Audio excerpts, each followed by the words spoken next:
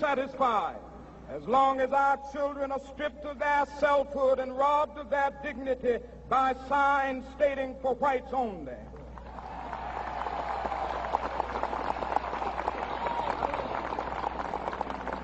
We cannot be satisfied as long as a Negro in Mississippi cannot vote and a Negro in New York believes he has nothing for which to vote.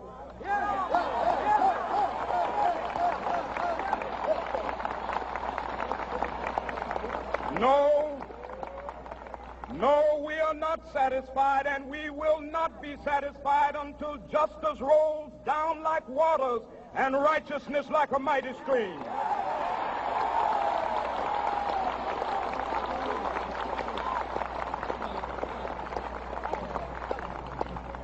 I am not unmindful that some of you have come here out of great trials and tribulations.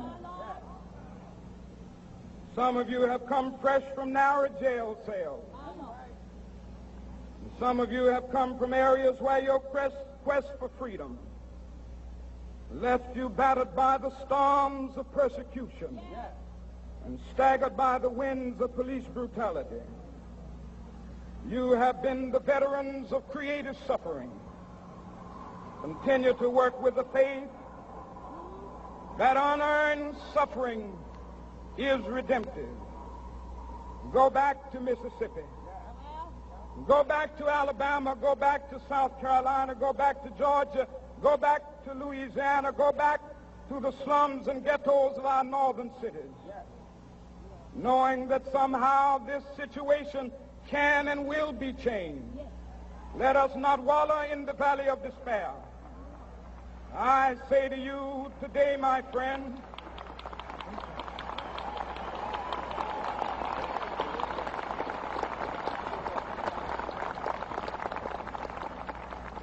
so even though we face the difficulties of today and tomorrow, I still have a dream.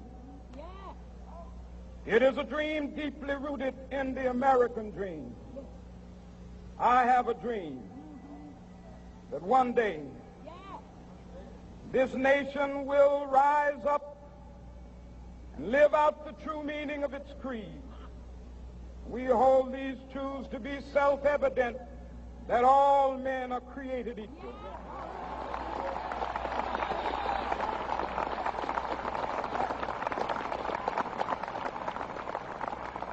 I have a dream that one day on the red hills of Georgia, the sons of former slaves and the sons of former slave owners will be able to sit down together at the table of brotherhood.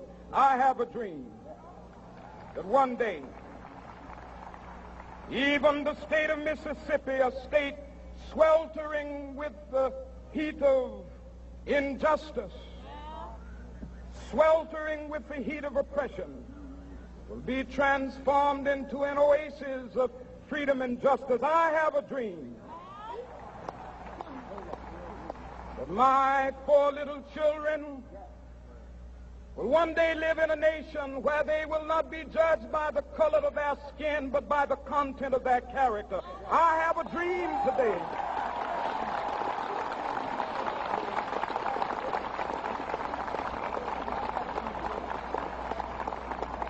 I have a dream that one day down in Alabama, with its vicious racists, with its governor having his lips dripping with the words of interposition and nullification, one day right there in Alabama, little black boys and black girls will be able to join hands with little white boys and white girls as sisters and brothers. I have a dream today